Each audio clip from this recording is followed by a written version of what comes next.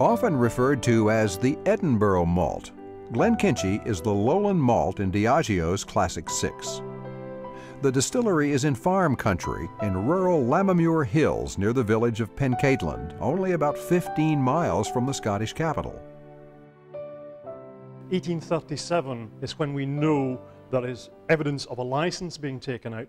The name comes from the Norman conquest, when the de Quincey family were granted lands in this area, and de Quincey derived into Kinchie and then Glenkinchie, because we're in a little glen here. And in fact, the little stream that runs through and under the distillery is called the Kinchie Burn, hence the name. Glenkinchie, because of location, is a lowland malt, one of very few left in operation nowadays. Why is it different?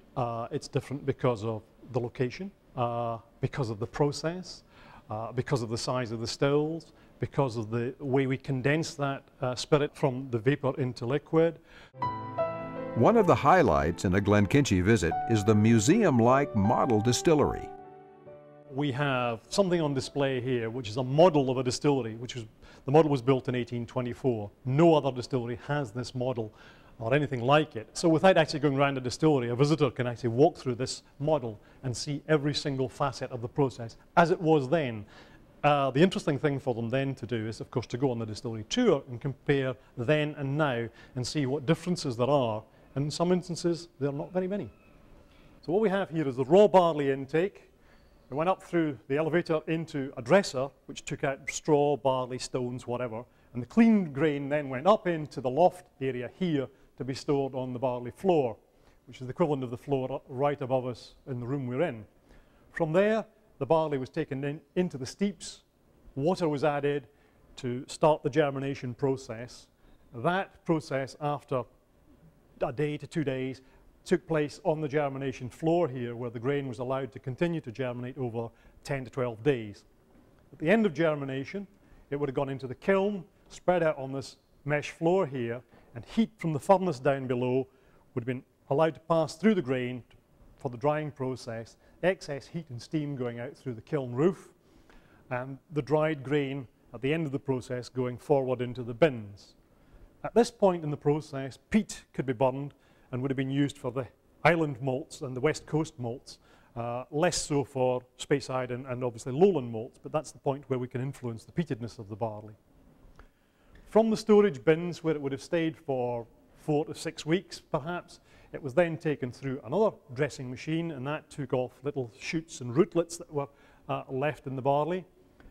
It was then weighed and went down through the malt mill to be ground prior to the mashing process. The grist from the mill went through into the storage bins above the mash tun itself, and from there we have the mashing process where the grist and hot water are mixed together through the mashing machine into the mash tun.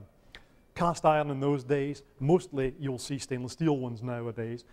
Washbacks, traditionally we keep wooden washbacks at Glenkinchie. Some distilleries have moved to stainless steel. They both are pretty effective for what they do. Personally, I prefer to see the product fermented in wood. I think it just adds that little something to it, although I can't justify exactly what it adds to it.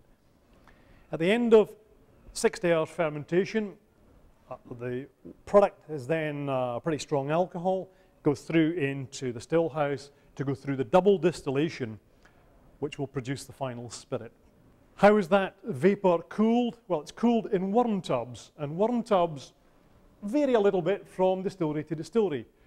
The traditional ones have wooden circular tubs like these, and you can see the coil going into it reduces in diameter from top to bottom, where you've got lots of vapor in the top and you're in the liquid phase at the bottom.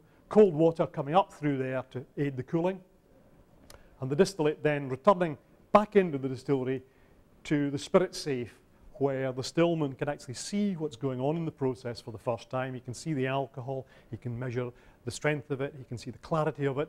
Having got the spirit in the spirit receiver in the still house, it then is transferred to the filling store, where we measure how much alcohol we've produced, and then obviously have to get that into cask. This is the point where, from a distillery, we've done all we can to influence the character of the spirit. We then allow nature to take over, because the short time that we've had to influence it is a matter of days.